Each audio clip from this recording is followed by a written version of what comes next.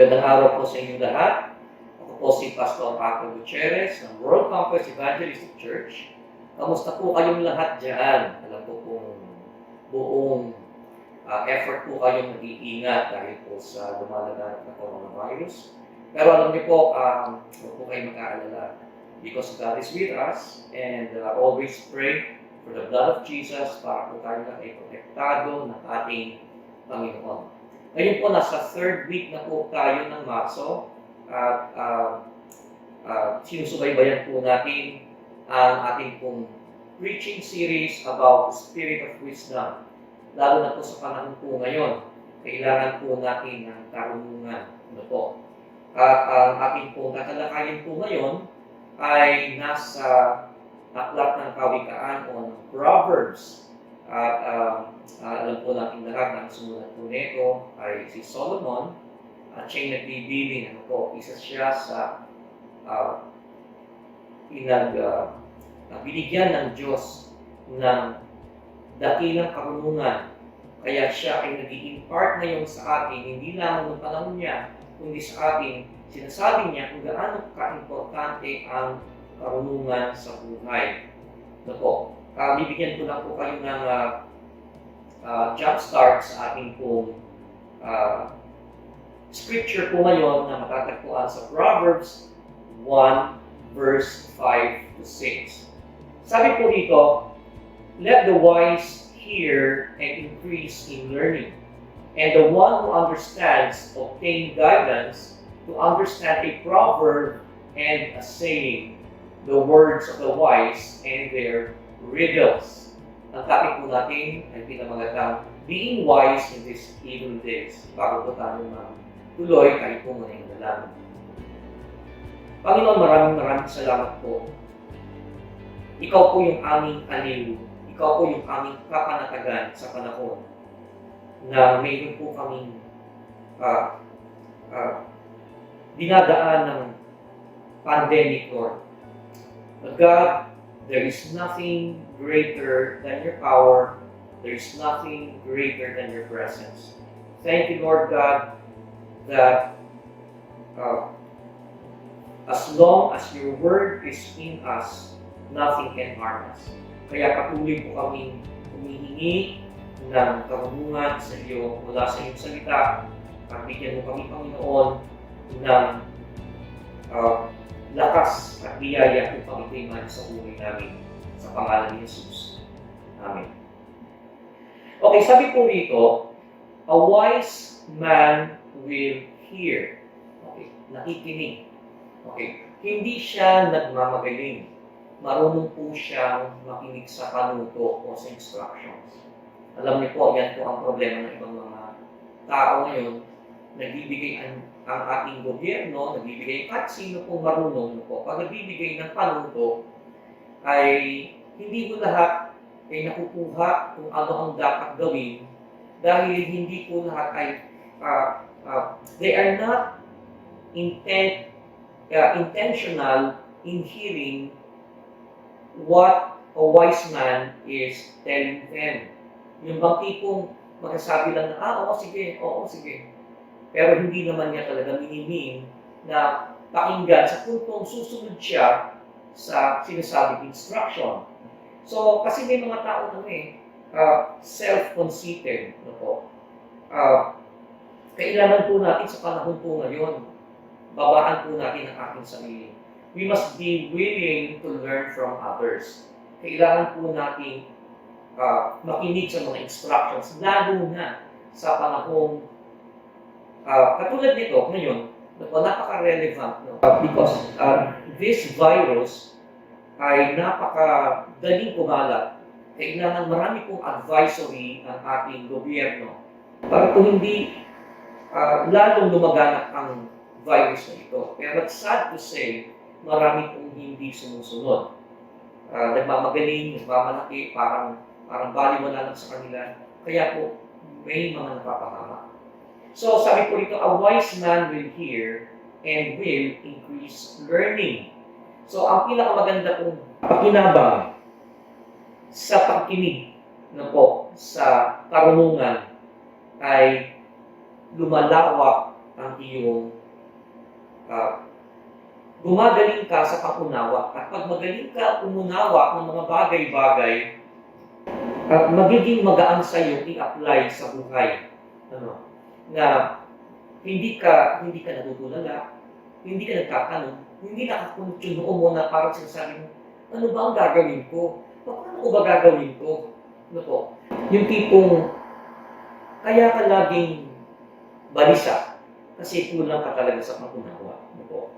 Kaya po ang taong marunong makinig sa instruction o sa panuto ay lumalaki ang kanyang karunungan o lumalawak ang kanyang karunungan po.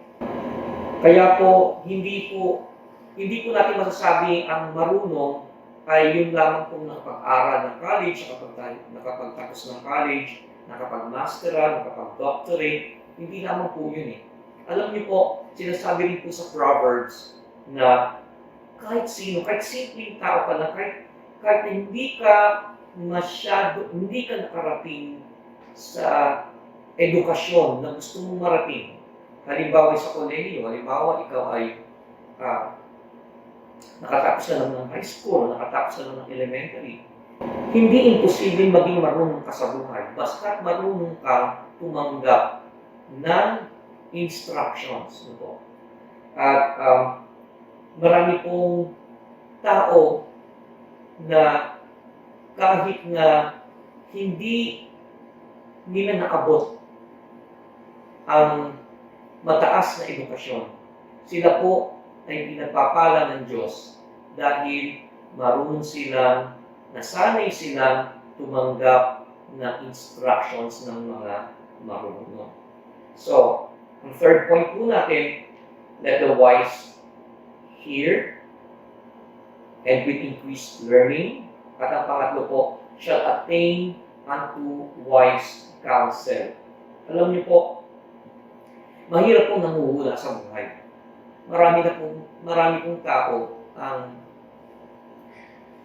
nag-eksperimento sa buhay. Pag nagkakaproblema, sila po ay gumagawa ng solusyon at titignan nila kung ang solusyon nila sa buhay na gagawin nila, sa problema nila, ay magiging successful. Pero karamihan po nito, lalo-lalo na kapag ang iyong solusyon sa buhay ay hindi galing sa prinsipyo ng salita ng Diyos, ay kadalasan niyan, ito ay nagkakaroon ng kabiguan po. Yung bang tipong natutunan mo lang sa mga sabi-sabi, natutunan mo lang dahil sa pinasa sa iyong opinion ng mga matatanda. Diba? Kadalasan sinasabi nila. Sabi ng lola ko, sabi ng lolo ko. Masarap, okay lang naman din makinig sa mga may edad. Pero kailangan po lahat na napapakinggan natin sa labas ay ito po ay tinitimbang natin sa liwanag ng salita ng Diyos. And sabi nga po, di ba? And shall attain unto wise counsel and to understand a proverb. Ano po ba yung proverb? Ito po yung mga malalalim na katuruan na kailangan po talaga ng matinding pangunawa. Tsaka po yung dark sayings, the words of the wise and their dark sayings. Pag sinabi natin dark sayings, ito po yung mga katuruan na kailangan po ng malalim na pag-aaral upang ito yung ating maunawaan. Hindi po kasi lahat ng karunungan ay ibinibigay ng lantad. Meron po tayong responsibilidad sa ating sarili, lalo na po ang mga Kristiyano na nasa ating yung salita ng Diyos. Meron po tayong responsibilidad na aralin natin ang salita ng Diyos upang lalo natin ito maunawaan. Bakit mo inuunawa ang salita ng Diyos? Dahil kailangan mo itong isabuhay. Alam niyo po, isa sa mga natutunan ko noon, kasi syempre pag ikaw nagde-devotion po kayo, hindi mo ba? So, nakalagay doon, ano ba ang sinasabi ng Biblia? Ano ba ang sinasabi ng chapter na ito? Ano ba ito sa akin? Ano ba ang reflection?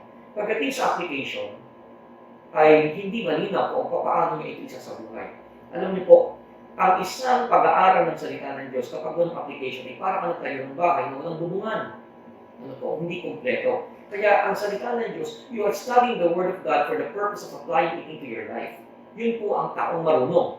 Katulad po na sinabi natin noong nakaraang linggo, na kapag itinutong mo ang iyong buhay sa bato at dumating ang matinding pag-ulan at baha, ikaw ay mananatiling nakatayo. Kasi ang sabi po doon sa mga verse po na yun ay those who hear my words and does it. Ano po? Paraphrase ko po yan. Ano po? Kung narinig mo man at ginawa mo, hindi narinig mo lang.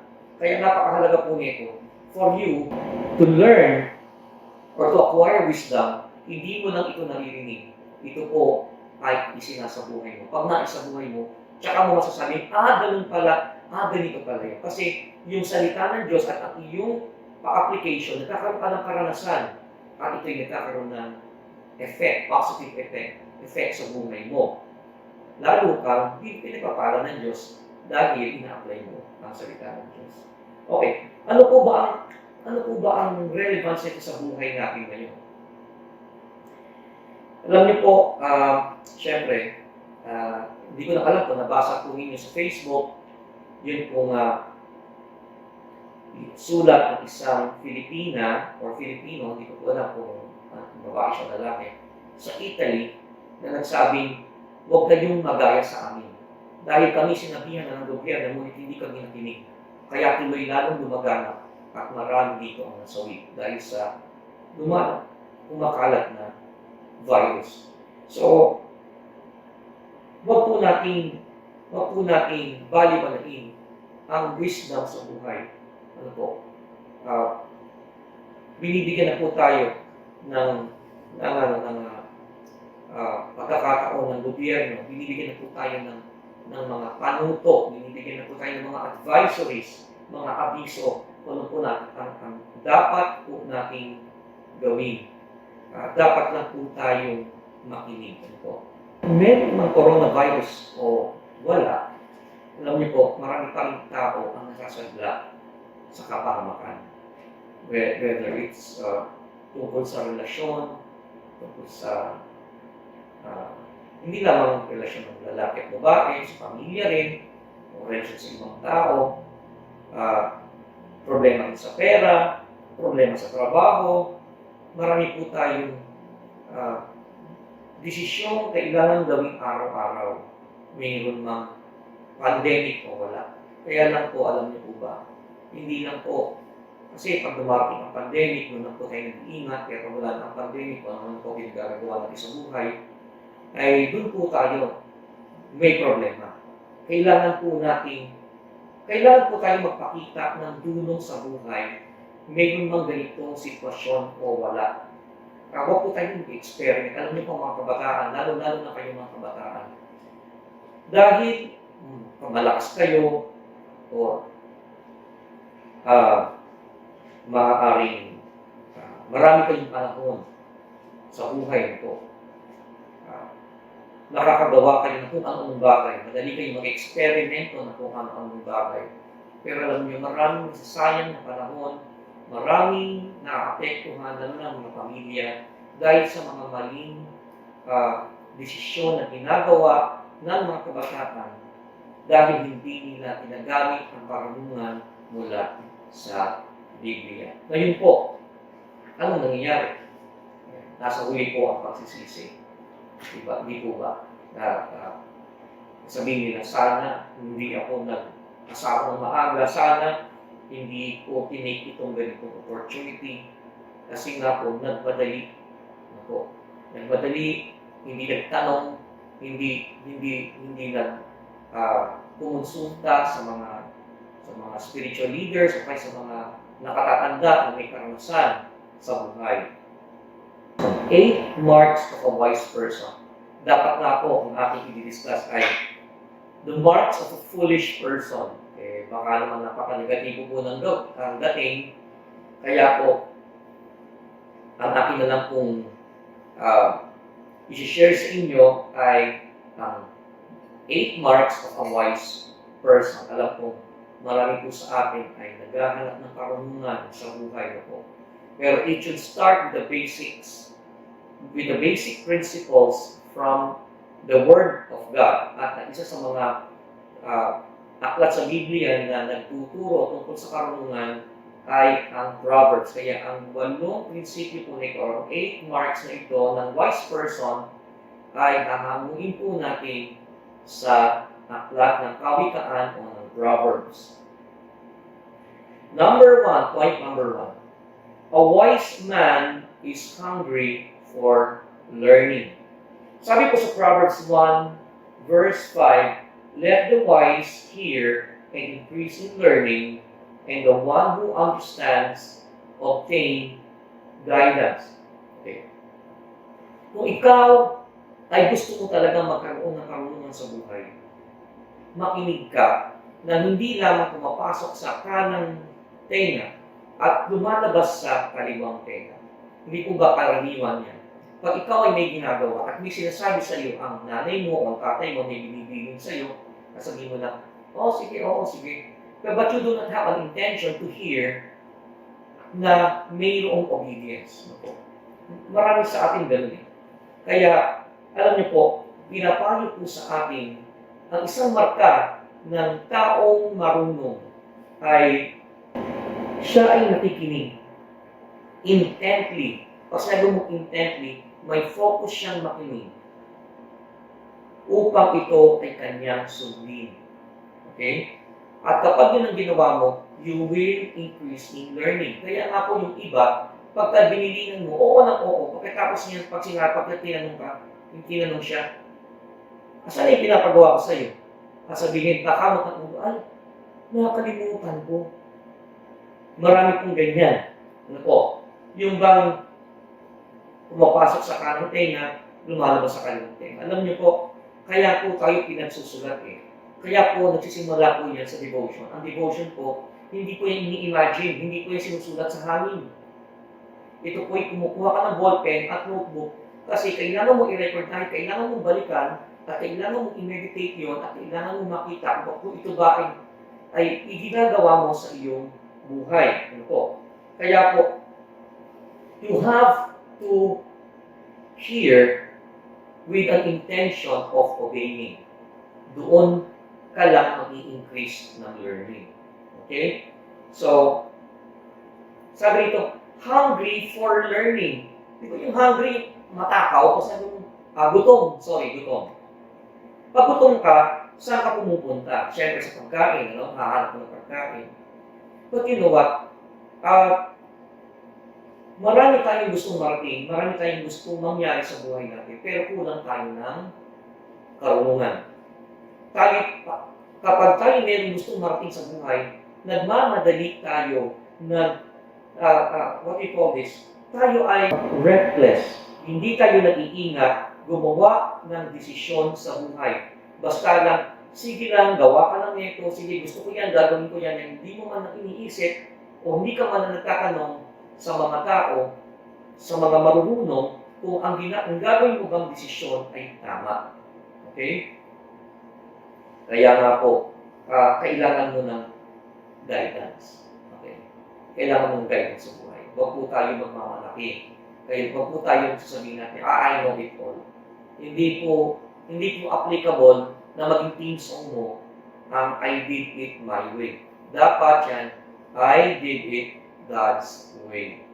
So, kailangan ang buhay mo ay nakatungtong sa pundasyon ng salita ng Diyos. So, ulitin ko po ang ating point number 1 ay a wise man is hungry for learning. Okay. Point number 2. A wise man knows how to hold back his anger. Ito, marami pong tao, kahit po mga Kristiyano, ay medyo meron pong kahinaan po pagdating po sa galit. Ano po? Ay, di ba sabi nga po, we can be angry but we should not sin. Alam niyo po, ang taong foolish, opposite po ng wise, A fool gives full vent to his spirit, but a wise man quietly holds it back. Sabi sa Proverbs 29:11. So may comparison po, ang foolish at ang wise man. Ang foolish man po, pag nagalit, kita-kita mo agad, galit. Ano po? Yung bang mabilis magalit, mabilis siyang magbitaw ng salita, nakakasakit, mabilis siyang magbitaw ng salita, na mabigat tanggapin ng mga tao. But a wise man, sabi po rito, quietly holds it back. Hindi po ba mahirap gawin yun, no? Kung galit na galit ka, tapos nakikita, kahit hindi ka nagsasalita, nakikita sa mukha mo, tipong parang sasabog ka na, no po. But you know, a wise man knows how to quietly holds back an anger. Isa po ito sa mga bagay na kahit sino, kahit po ako, ano po, na kailangan magbantay sa galit. Kailangan po natin bantayan ang sarili natin dahil ang salita po na kapag tayo ay galit, ay ang hirap na po ibalik mo. Na po, pag ikay nakapagbigay na ng salita ng masakit sa kapwa dahil ikaw ay galit, ay later on magsisisi ka. Okay, bakit mo nasabi ito? Bakit mo nasabi yung mga salitang masakit, salitang offending? Kaya po, isa sa mga bagay na tinuturo ko sa sarili ko ngayon, pag meron akong mga bagay na naririnig na ikinagagalit ko, sabi ko, bakit, Lord, tulungan mo ako? Ano bang magiging reaction ko dito? Paano ba ako mag-react sa problema ito? So, ito po isang bagay na kailangan we are in the progress of learning how to hold back our anger. At lalo sa panahon po ngayon po, maraming dahilan para magalit. Nasa loob ka ng tahanan mo, nasa labas ka ng bahay mo, mapapunta ka sa eskwela, mapapunta ka sa trabaho, may dahilan para magalit ka. Isang galit naman din po ay isa sa mga nakakapagbigay ng stress sa tao. Kaya po, we have to know where we stand. Do you stand as a fool or do you stand as a wise person?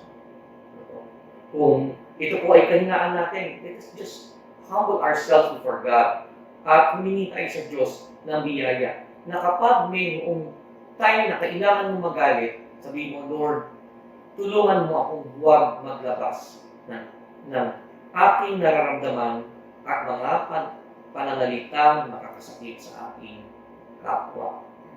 Okay? So, ang Diyos naman ay mabiyaya. Kaya mong ibigay sa atin yan.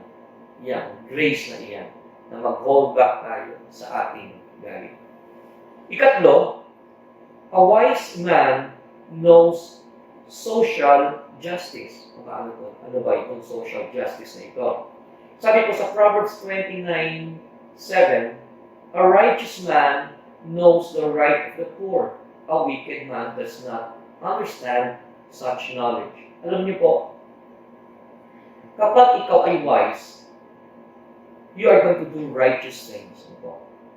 Naisama ko po ito dahil you are wise when you help the poor. You are wise also when you assist o give assistance to the poor. Dahil hindi po ang taong marunong ay lalo-lalo na ang mga mananampalataya.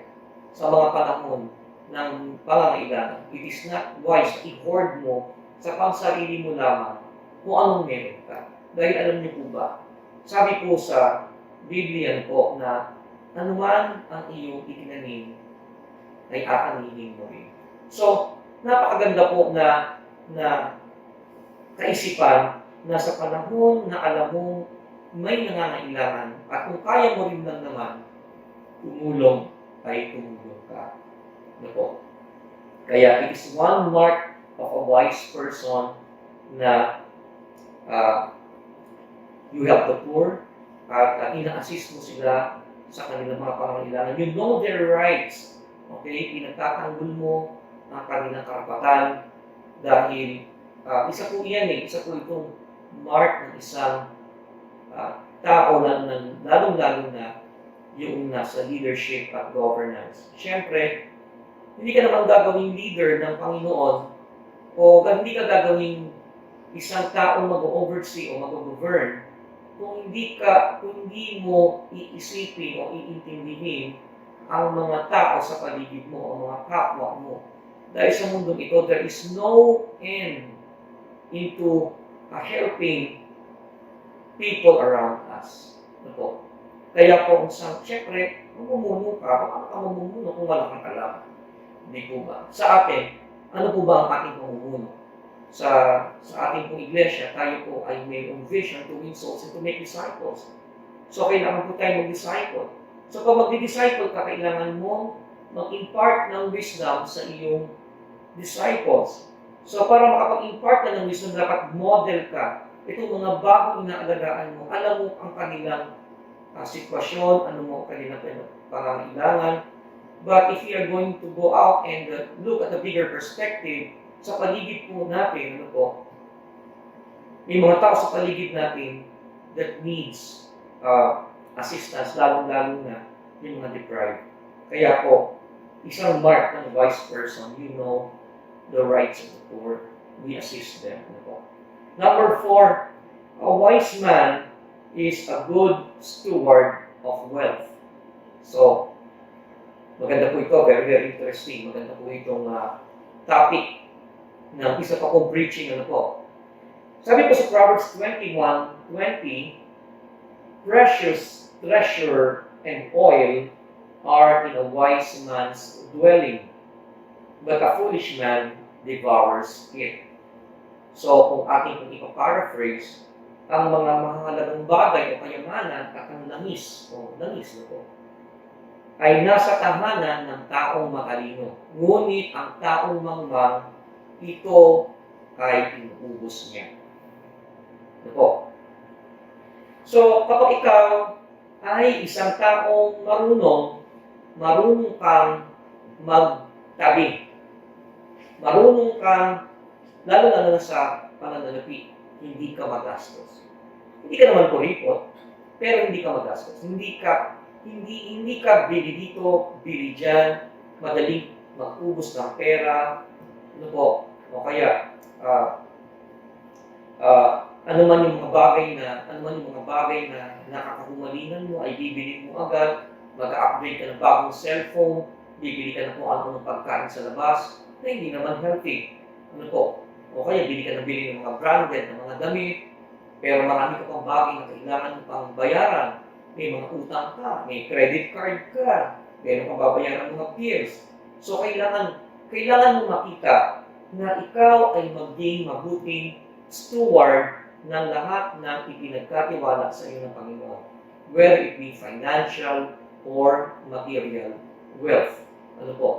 Meron nga po ako nalaman noon na narinig ko lamang ko sa aming isa sa mga churchmate na may kapitbahay sila na mahirap, tumaya daw sa loto. At ang nangyari, nanalo. But you know what? After a few months, balik siya sa kahirapan. Bakit? Alam nyo, hindi talaga ang buhay ay paramihan ng pera. Hindi, it's not what you earn, it is what you save. Kailangan po marunong po tayo sa buhay mag-ipon o maglaan sa mag-imbak ng later on magagamit mo sa panahon ng emergency. Lalo po ngayon ay kailangan mo ng pera, kailangan mo ng pagkain. Kung lahat ubus biyaya ka, you are showing yourself to be a foolish person. Sa panahon na okay ang lahat, bili dito, bili riyan, libre dito, libre dyan, upgrade ng cellphone, bili ng bagong damit. Sa panahon ng emergency, wala kang pera. Wala kang naipon. So, be a wise man. Be a good steward of finances and material things. Muli, ano po yung unang apat na sa 8 marks of a wise person? Number 1, a wise man is hungry for learning. Number 2, He knows how to hold back his anger. Number 3, a wise man knows social justice. Number 4, a wise man is a good steward of wealth. Number 5, a wise man loves rebuke. Sabi po sa Proverbs 9:8, do not rebuke mockers, or they will hate you. Rebuke the wise man, and they will love you. Dito po, sa verse po na ito, sa Proverbs 9:8, ang taong marunong, kapag nirebuke mo, pag sinabi mong nirebuke ay kinorek mo siya. Ano? Pag mayroon siyang mali, inagapan mo, kinorek mo siya. Nirebuke mo siya, di ba? So, sabi po dito, ang taong wise man, kapag nirebuke mo, mamahalin ka niya. Dahil bakit? Nagpapasalamat siya na mabuti na lang may taong may concern sa akin para ayusin ko ang aking pagkakamali. Nung una ko pong natutunan ito, kasi nung araw ko, nung ako'y bagong Kristiyano, kapag ako'y pinagagalitan nung mga churchmate ko sa mga akala kong tamang nagagawa ko, ako pa galit. Sabi ko, ako na nga gumagawa ng tama, ako pa pinagagalitan. Gumagawa na ako ng ganito, ako pa pinagagalitan. Pero hindi ko nakikita na ang ginagawa ko pala ay kulang pa pala at meron palang mali. Ano po? Kaya po pag ako'y nasasabihan, ay na marunong pa ako magmalaki. Ano ba naman yan? Hindi ko ba? Marami sa atin ganun. Ano po? Na ayaw tayo nasasabihan.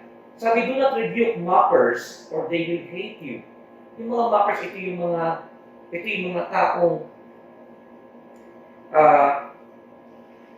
ayaw nila, hindi nila pinapahalagahan ang pagtuturo. Ito yung sinasabi kong bayan. Kailangan pa ba yan? Hindi ko ba? So, kapag yung mga ganyang klaseng tao ay nire-rebuke mo, galit pa sila. O naturuan ka. Ingiti sa harapan mo, pero pag nakatalikod, kung ano-ano sinasabi, at masama, mapait ang kanyang kalooban. So, makikita mo ang taong gano'n, no? Yung taong foolish, na kapag sinabihan mo, na-offend. Pag sinabihan mo, tinutuwid mo na nga, siya pa ang galit. So tayo po, let us have that a heart that is wise, a heart that is humble, na mabuti nga may nakokorek sa'yo. Kasi kung wala nakorek sa'yo, baka ngayon, nandiyan ka na sa problema mo, sa kinasasadlakan mo. Nagpapatuloy ka sa iyong kinasasadlakang problema. Kaya kung mahalin po natin yung mga taong nagtuturo sa atin, yung mga taong nagko-correct sa atin, yung mga taong nagre-review sa atin.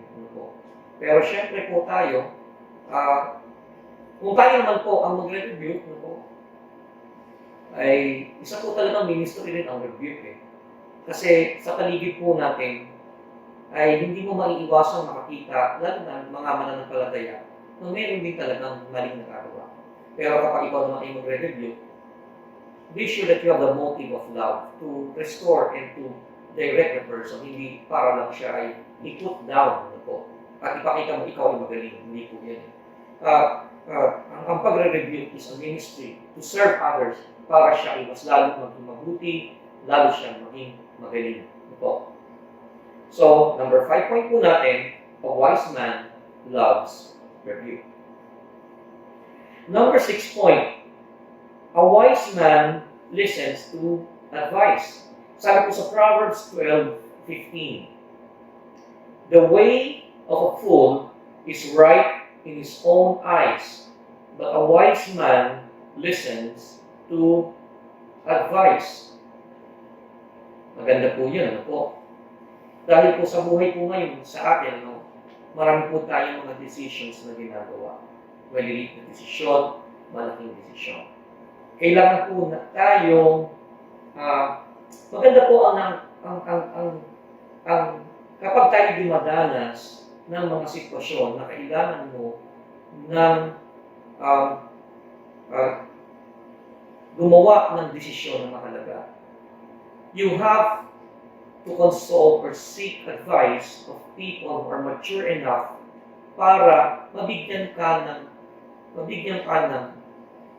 mga principles or insight para makagawa ng desisyon. Hindi ka lumalapit sa mga marunong na tao para humingi ng desisyon. Dahil ultimately, kapag nagkaroon ng problema sa desisyon, sisisihin mo ang ibang tao. Hihingi ka ng mga puntos o ng mga prinsipyo, lalong-lalo sa mga spiritual people, tungkol sa gagawin mong desisyon. You have to know the different sides to your situation para makagawa ka ng angkop na desisyon sa buhay mo. Kaya nga po, sabi rito, a wise man listens to advice. Ano naman ang foolish person? Ang foolish person, sabi rito, the way of a fool is right in his own eyes. So, sa paningin mo, tama ka lagi. Yung tipo, alam ko na yan. Tama itong gagawin ko. Lagi kayo. May times na nakabase ka sa dati mong tagumpay, nakabase ka sa dati mong karanasan. But you know what? Hindi naman nauulit ang sitwasyon eh. Hindi porke tagumpay mo nung nakaraan ay magiging tagumpay mo ngayon. Tandaan mo, ang panahon ay nagbabago-bago. Ang sirkunstansya ay nagbabago-bago. Kaya you need to constantly seek advice. Ang mundo ay constantly changing. Ang trabaho nagbabago. Ang society nagbabago. Iba ang buhay ng araw, noong 80s, noong 90s. Iba ang buhay ngayon. Kaya kailangan mo mag-catch up sa buhay sa pamamagitan ng pagsisik ng advice sa mga relevant people. No? Sa mga taong may karanasan sa ngayon. Mahirap naman kasing mag-seek ng advice ng patungkol sa mathematics tapos ang ituturo sa iyo paano gamitin ang abacus. Lumang panahon yun. Kaya kailangan magsisik ka ng advice sa mga taong they know how to live life in the present. Dahil sila ang nakakaalam kung ano ang dapat i-implement sa buhay. Siyempre, hindi lamang ito sa mga taong may karanasan na sa buhay, kung hindi taong may alam sa salita ng Diyos. We have to make the Word of God relevant these days. Kailangan natin dalhin ang salita ng Diyos sa panahon natin ngayon upang tayo ay patuloy magtagumpay. Isa lang po ang hindi nagbabago. Change. Change is always there. Kaya kailangan mo ng maraming advice. At ang hindi nagbabago sa ating talaga, alam niyo po kung sino, ang Panginoon sa Kristo, ang ating Diyos. Kaya nga binigay niya ang kanyang salita, binigay niya ang Word of God.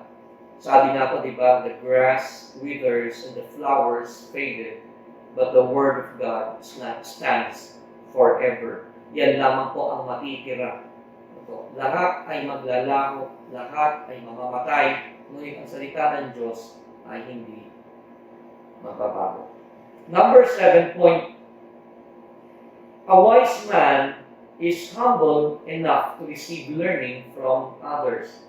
Proverbs 28 verse 26. Whoever trusts in his own mind is a fool, but he who walks in wisdom will be delivered.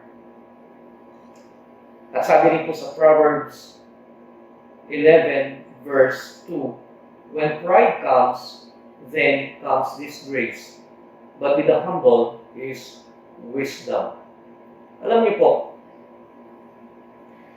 ang taong humble ay maitutulad ko po sa isang ilog na pumapagitna sa dalawang bundok. Lahat po ng tubig ulan na bumabagsak po sa bundok ay patuloy na rumaragasa sa malalalim na lugar katulad po ng ilog. Alam niyo po, ang taong binibiyayaan ng biyaya ng talino o karunungan ng Diyos ay yung mababa ang kalooban na marunong tumanggap ng karunungan sa ibang tao. You know what? Humility is one character that is important sa pagtanggap ng wisdom. Ano po? Ang taong mababa ang loob ay marunong. Dahil hindi masakit sa puso niyang tumanggap ng karunungan. Hindi nasasaktan yung ego niya. Kasi yung taong tinuturuan na mayabang o may pride, nasasaktan yan eh. Yung tipong, bakit ako tinuturuan nito? Lalo-lalo na kapag natuturo sa'yo, ay mas mababa pa sa'yo. Tingin mo parang, bakit ako tinuturuan nito? Ako ay nakatapos ng pag-aaral. Ito ay, ano lang ang tinapos ay high school lang. Ako. Ay, tignan natin na hindi sa lahat ng panahon ay maibabase natin ang karunungan o ginajudge natin ang tao sa kanyang pinag-aralan. Kasi maaaring siya na ay high school lang, pero malalim siya sa salita ng Diyos. Marami na siyang karanasan sa tagumpay dahil sa pag-apply niya ng salita ng Diyos. Minsan tayo tumitingin sa panlabas, tumitingin tayo sa educational attainment ng tao. At ayaw natin tumanggap dahil ko, maaaring graduate ka, maaaring marami ka ng karanasan sa buhay, tapos eto ka, nasa church ka, bagong-bago ka, ang tuturo sa'yo, college level pa lang, undergraduate, natatamaan ng ego mo dahil ikaw ay tapos na. Ano po? Hindi po dapat ganoon ang ating attitude. Naalala ko po ang ating pong founder, ang mahal po nating pastor sa Bogota, Colombia, si Pastor Cesar Castellanos, sa kanyang iglesia po umaaten. Ang presidente ng Bogota, presidente ng kanilang bansa, alam niyo po ba na sa isa sa mga services po nila ay pinalilibutan po ng mga pulis ang kanilang church. Ito po, napakalaking iglesia, I think 10,000 attendants in one service alone. Mahigit pa. Bakit pinalilibutan ng mga pulis ang kanilang iglesia? Dahil po, umaattend daw po, ang presidente ng kanilang bansa sa kanilang iglesia. Ang church po nila ay meron pong life class din na SOL. Imagine nyo naman, presidente ng bansa, ngunit umaattend ng kanilang church. Naalala ko po, ang isang dating presidente ng Amerika, presidente, Lunes hanggang Sabado, Sunday naman po ay natuturo ng mga bata sa kanilang church. Nakalimutan ko ang pangalan ng presidente niyo. Pero isa po siya sa Christian na presidente ng Amerika. Kaya po, huwag po natin sukatin ang tao lalo na sa pagtanggap ng karunungan dahil lamang sa kanyang pinag-aralan. Maaaring mababa ang kanyang pinag-aralan, ngunit nakikita po natin ang biyaya ng Diyos sa pamamagitan ng talino na pinapakita niya po ang karunungan dahil alam niya ang mga prinsipyo ng salita ng Diyos at ito'y kanyang ipinamumuhay. So, ang ikahuli po, number 8 point, a wise man is cautious in all his steps. Proverbs 14:16. Ang sabi po dito, one who is wise is cautious and turns away from evil, but a fool is reckless and careless. Sabi ko dito ay, in comparison, ang taong wise ay maingat, napakaingat niya. Okay? Ngunit ang taong mangmang ay padaskul-daskul, careless. Ano po? Naalala ko po yung isang verse, hindi ko lang po specifically recall yung scripture na. Ngayon ko lang sinaalala. be wise as a serpent and harmless as a dove. Sabi, maging matalino ka tulad ng ahas. Okay? Ngunit maging maamo katulad ng kalapate. Ba't kaya kayo hinaling tulad? Normally kasi, siyempre ang ahas, associated yan sa Diablo, dito ba tayo rin sa ating pananalita, kapag ang isang tao ay traido, sasabihin natin, ahas yan, inahas ako. But you know what? Ang isang nakakatuwa, na ginamit ng Panginoon na picture ng taong marunong, ginamit niyang picture dito ay ang ahas. Sa lahat pa naman ng hayop, ahas pa ang ginamit. Ito. Dahil kung titignan po natin sa Genesis, sabi po, now the serpent is the wisest of all animals. Ito. Wise. Ba't kaya wise? Ba't kaya wise? Ito. Kung titignan po natin ang ugali ng serpent o ng ahas, bago po yan tumira, sa isang lugar, ang ginagawa po niya ay inaayos muna niya ang sarili niya sa isang lugar. Ito. Hindi siya basta-basta sumasagpang ng kanyang prey. Hindi siya basta-basta tumutuka. Kundi halimbawa, kung makakakita ka ng ahas sa kisame ng bahay, ibig sabihin nito, matagal na siya dyan dahil unti-unti niyang pinag-aaralan, unti-unti niyang ina-adapt ang sarili niya sa environment at pinag-aaralan niya ang galawan. Hindi siya bigla-bigla. Kung makikita ninyo po minsan nakakapanood po ako ng mga Animal Planet o National Geographic, yung mga sa mga ilog, kung saan maraming mga crocodiles, mga buhaya. Pag meron silang prey, may isang beast, may deer na doon sa usa, na doon na umiinom sa may ilog, hindi siya basta-basta gumagalaw. No? Siya ay steady lang siya pag unti-unti siyang lumalapit. At pag malapit na siya, titiyakin niya na pag kinagat niya na ang kanyang prey, tiyak one take lang yun. Hindi yung paulit-ulit tapos hindi niya yung makakain o makakaalpas yung kanyang prey. Ganun po kasi ang ahas kumilos. Na ang ahas, sabi dyan ay, we have to be very, very careful in making a decision. Kailangan po natin maging cautious po tayo sa lahat ng ating steps. Okay.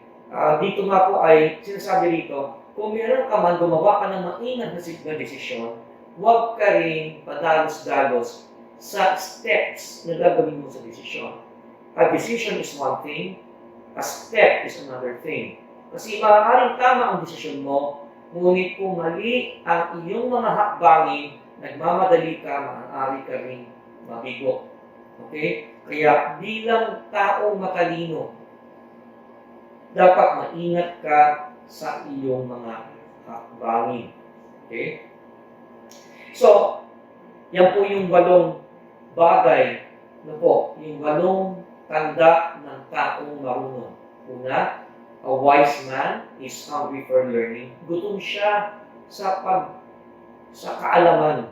Okay? Gutom siya sa pag-aaral. Pangalawa, a wise man knows how to hold back his anger. Nagpipigil siya ng kanyang galit. Number 3, a wise man knows social justice. Alam niya ang karapatan ng mga tao sa ng kanyang kapwa. Number 4, a wise man is a good steward of wealth. Siya ay marunong mag-ingat ng kanyang pananalapi o ng kanyang ari-arian. Number 5, a wise man loves rebuke. Mahal ng isang matalinong tao ang isang kapwa niya na nagtutuwid sa kanya. Number 6, a wise man listens to advice. Marunong tumanggap ng payo. Number 7, a wise man is humble enough to receive learning from others. Ang taong marunong ay mayroong mababang kalooban upang tumanggap ng karunungan mula sa kanyang kapwa. At number 8, ang huli, A wise man is cautious in all his steps. Maingat siya sa kanyang mga hakbangin. How do you acquire wisdom? Ano po? Tayo po yung mga may edad na. Ano po? Kailangan po natin, number one, kailangan po natin pag-aralan ang salita ng Diyos. Sabi nga po sa 2 Timothy chapter 2, verse 15. Do your best to present yourself to God as one approved, a worker who has no need to be ashamed, rightly handling the word of truth. Ano po? Hindi lamang po applicable ito sa mga manggagawa ng Panginoon, kundi sa ating pong lahat. Nagsisimula ka man sa pananampalataya, o ikaw man ay nasa secular na trabaho, o ikaw man ay nasa ministry, kailangan po natin maging progressive sa pag-aaral ng salita ng Panginoon. Kaya nga po nagsisimula ka sa devotion, and then may ina-assist ka sa ating pong mga Christian education dito sa iglesia, lalo na po meron po tayo. Ikaw ay kinoconsolidate sa una, tinuturuan ka ng mga basic doctrines, and then ikaw ay nagla-life class, and then ikaw ay papasok sa School of Leaders dahil progressive po ang pag-aaral ng salita ng Diyos. Ano po? And may mga pagkakataon din sa buhay natin how to acquire wisdom. Minsan may mga bagay na gray area sa buhay. Yung tipong hindi mo alam kung saan mo hahanapin yung sagot sa buhay mo. No? Sabi nga ng Panginoon, sabi nga po sa Biblia po, sa James 1:5, if any of you lacks wisdom, let him ask of God, who gives generously to all without reproach, and it will be given him. So kung kulang ka ng karunungan, humingi ka lang sa Diyos. Ang Diyos ay, kasi sabi nga generous, kasi sinabi mo generous ay, what do you call this? Siya ay mapagbigay, no? Mapagbigay siya talaga. He is a giving God. Okay? To all without reproach. Sa lahat na hindi siya nanunumbat. At kung ikaw ay humingi, sabi rito, it will be given him. Humingi ka ng karunungan sa Diyos. At hindi ka lang naman nabibigyan ng karunungan na biglaan, no? Hindi automatic yun. Ibig sabihin nito, kapag ikaw ay nag-aaral ng salita ng Diyos, hingin mo sa Diyos ang karunungan, how am I going to apply this Word of God in my life?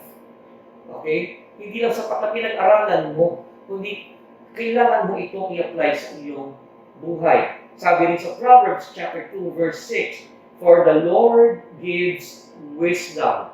From His mouth comes knowledge and understanding. Pang-unawa. Ano po? Maaaring may nalalaman ka, pero kailangan mo unawain ang nalalaman mo. Hindi kung pag nag-aaral ka, pag meron ka inaaral, medyo kukunot ang noo mo eh. Iisipin mo, ano ka ibig sabihin mo? So may dark, may dilim sa isip mo kasi you are going to ask God, Lord, bigyan mo ko ng liwanag sa binabasa ko. Ano ba ang kahulugan nito? And sabi nga sa James 1:5, kapag humingi ka ng wisdom, ikaw ay bibigyan. So, pero Lord, gusto kong i-apply ito sa buhay ko. Paano ko ba ito? Paano ko ba ito mauunawa? Bigyan mo ko ng paunawa. Kapag ito yung minimeditate mo, bigla na lang, bibigyan ka ng Lord ng illumination o ng liwanag. Sasabihin mo, ganun pala yun. Diba? Iba yung, pag may dark mind ka, ganito ang mukha mo. Ano ba yun? Pero pag binigyan ka ng Diyos ng wisdom, ang mukha mo nagliliwanag. Ganun pala yan. Diba? Ngingiti ka. At yung mukha mo liliwanag kasi kapag lumiwanag ang mukha mo, tiyak binigyan ka ng Lord ng wisdom. Paano mo i-apply yan sa iyong buhay? So, yan po yun, ano? Wisdom is gained in studying the Word of God, and wisdom can be gained by sincerely asking God. At ang katupo nito, syempre po, ang ating mga susunod na henerasyon. Kayo po ay may mga anak, mga bata, bagong panganak. Ano po, yung mga sanggol, prepare yourself, no? Prepare yourself, mga bagong mga magulang, o kaya may mga maliliit na mga anak. Sabi po sa may Proverbs 22:6, train up a child in a way he should go, even when he is old, he will not depart from it. Bata pa lang, turuan na natin ang ating mga anak, alang-alang sa mga susunod na henerasyon, na magkaroon sila ng wisdom sa buhay. Minsan nakarinig ako, sabi nila, saka na natin turuan yan pag nakakaunawa na, pag may edad na. Hindi po gano'n. Para din yan paghahalaman. Alam niyo po, ang isang halaman na nakabaluktot ang sanga, kailangan maaga pa lang, hanggat malambot ang sanga, dapat mo nang tuwirin. Para pag ito'y lumaki at tumanda ang halaman na ito magiging puno, ito ay nasa matuwid na posture. Ganun din po ang ating buhay at buhay ng ating mga anak. Hindi pa ho huli ang lahat. No po. Siyempre, kapag ikaw ay mag-train ng bata, kailangan matuto ka muna mag-train ng sarili mo. Okay? Para ikaw ay makapagpasa sa susunod na salin lahi. So, physical training po and discipline starts from childhood. Ngayon po, ang spiritual training, magsisimula po yan kahit na ikaw ay bago pa lamang sa Panginoon, please lang, humanap ka ng isang tao mag-disciple sa iyo, turuan mo ko. Sabihin mo sa isang tao, humanap ka ng cell leader sa iyong, sa church na ito, humanap ka ng isang cell leader. Huwag ka umalis sa isa-isang grupo na maaaring magturo sa iyo, maaaring ng cell leader mo, maaaring yung mismo nag-share sa iyo ng ebanghelyo. Sabihin mo sa kanya, huwag mo akong bikawan, turuan mo ako. No? I want to start a new life with God, with Jesus. Yun po ang pinaka-maganda. So you start early on, even when you are a new convert. Hindi naman porke ikaw ay matagal na. Sasabihin mo, alam ko na lahat yan. Hindi po. Dahil ang Diyos nating patuloy na nagtuturo sa ating buhay ng karunungan. Kahit na tumatanda tayo sa pananampalataya, the more tayo maging humble. At huwag po natin hayaan na ang pagtigas ng puso o ang yabang ang siyang mamayani sa ating buhay. In conclusion, believers in Christ must possess wisdom during these dark times. Alam niyo po, masyado na pong masama ang panahon. Masyado na pong marami na pong ginagawa ang diablo upang sumama ang ating lipunan. Ito po ay pumapasok na po sa iba't ibang sangay ng ating lipunan sa government, sa education, sa business, entertainment. Kailangan po natin ng dunong. Alang-alang po sa mga susunod na henerasyon, magpakarunong po tayo. Ano po? Huwag mo lang isipin ang sarili mo. Huwag ka lang maging marunong dahil gusto mong maging matagumpay ng personal. Gusto mong maging financially successful or sa iyong career maging successful ka. Kung hindi ialay mo ang buhay mo sa ibang tao rin na mag-share ka rin ng karunungan kapag ikaw ay naging matatag, kapag ikaw ay natuto na sa buhay, whether it be knowledge that came from your education or knowledge and wisdom that comes from the Word of God. Kailangan tayo ng susunod nating generasyon. At dahil doon, magpakalalim po tayo. Huwag po tayong manatiling mamang. Marami pa pong bagay ang sinasaad ng Proverbs. Sa panahon po ngayon, na marami kang panahon na nag-stay ka sa bahay, minumungkahi ko sa iyo, sinasuggest ko na try reading Proverbs. Chapter 1, Chapter 2, Chapter 3, every day, one chapter, dahil kailangan po natin maging marunong sa buhay. Bilang pangwakas, lalong-lalo na po, alam ko namang mayroon din mga nakikinig sa inyo na nais makilala ang Panginoon at nais mong maging Panginoon at tagapagligtas sa Yesu Kristo. Alam niyo po, tayo po lahat ay makasalanan. Yan po ang sinasabi sa Romans chapter 3, verse 23. For all have sinned and fall short of the glory of God. Lahat po, wala kang exempted po dyan. Alam niyo po.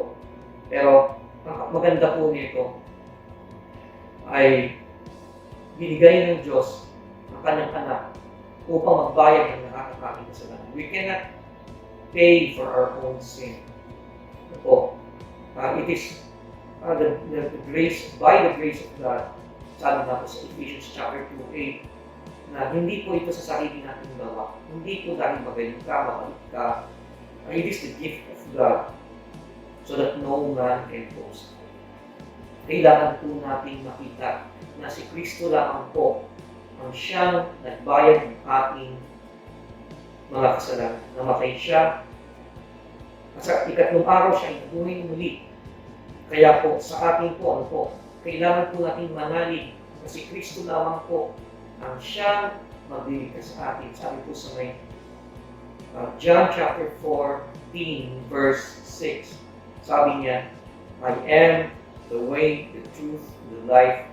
No one can come to the Father except by me. Ano po ba ang dapat na tugon po natin dito?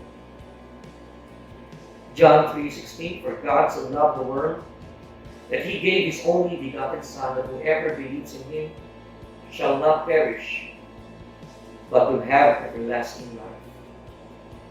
Yung whosoever na yan ay maaano ikaw.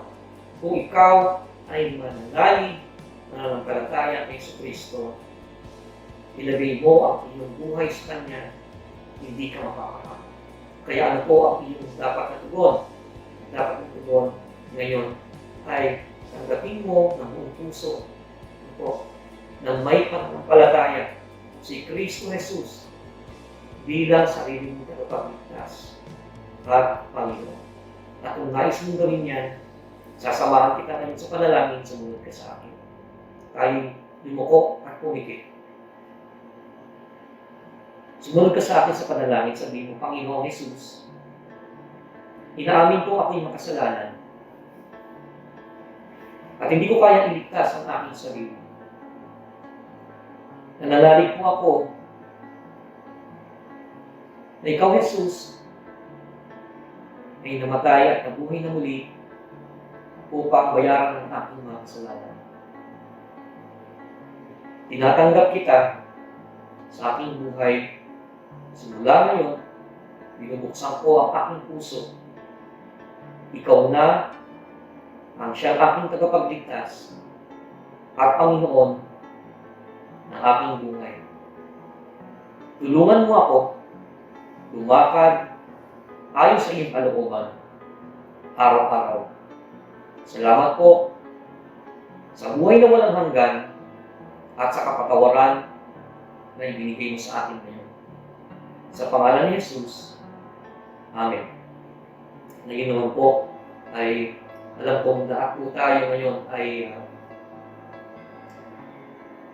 nasa gitna ng napakatinding pandemic ito.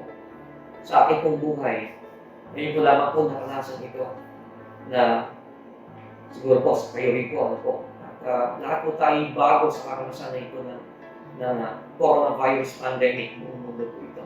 But you know what? Sabi nga ng Panginoon, do not worry po. Do not worry. Basta ipanalangin na po natin. Philippians chapter 4 verse 6. Huwag po tayong mag-alala. Kundi ipanalangin po natin ang lahat ng bagay. May kalakip ng pasasalamat. At ang Diyos ang mag-iingat sa ating puso. Siya ang mag-iingat sa ating isip. At hindi tayo maliligalig. Hindi tayo gagawa ng mga bagay na maaaring makapinsala po sa atin. Kaya po, ngayon po, ay papanalangin po natin ang lahat ng pamilya na nakikinig ngayon. At ito po'y panalangin na pag-iingat at pagbibigay ng provisyon para po sa inyong lahat. Tayo po'y napanalangin. Panginoon, amang nasa langit, maraming salamat po. You are sovereign. We acknowledge that you are a great God. We acknowledge, Lord, that you are the author of life. You are all-sufficient God. You see everything. Panginoon, kami na iyong mga anak, kami na humihingi ng tulong sa iyo dahil wala naman kami malalapitan na iba dito sa ibabaw ng lupa. Lord, nagmamakaawa at humihingi kami ng iyong habag natapusin mo na po ang pandemic na coronavirus na ito. Panginoon, maawa ka sa aming bansa, maawa ka sa lahat ng bansa na dumadanas ng disease na ito, ng sakit na ito. Panginoon, marami na pong buhay ang ibinuwis, ang kinuha ng virus na ito. Lord, I pray for all of the families watching right now, ingatan mo po sila. Lord, may you cover them with the blood of Jesus Christ, all the families, Lord God. At salamat po dahil may panatag ng aming puso na kapag pinatay namin ang dugo ng Panginoong Kristo sa aming mga tahanan at sa aming mga pamilya, Panginoon, we will be safe in the name of Jesus Christ. And Lord, sa mga panahon na walang suspended lahat ang trabaho, suspended lahat ang maaarhan at buhay, you provide for all of us in a supernatural way, Panginoon. Kailangan makita namin, maipakita namin sa aming buhay na ang Diyos namin ay kumikilos upang lalo pa namin maipakita sa mundo that our God is the God of the living. Salamat po sa iyo, Panginoon. Salamat po, O Diyos, dahil alam namin, when we ask, whatever we ask in prayer, Lord God, you are going to hear it and you are going to give it. Salamat po sa kabutihan mo at sa lahat ng nakinig, Lord, may your word become alive. Teach us more to become wise people. Kailangan namin ng karunungan sa panahon ngayon. Salita mo lamang, Panginoon, ang siyang panggagalingan ng Panginoon. Salamat po sa iyong kabutihan sa amin. We give you back all glory, honor, and praise in the name of our Lord Jesus Christ. And everyone will say, Amen. Maraming salamat po. Tapos na po ang ating gawain. Pagpalain po kayo ng ating Panginoon.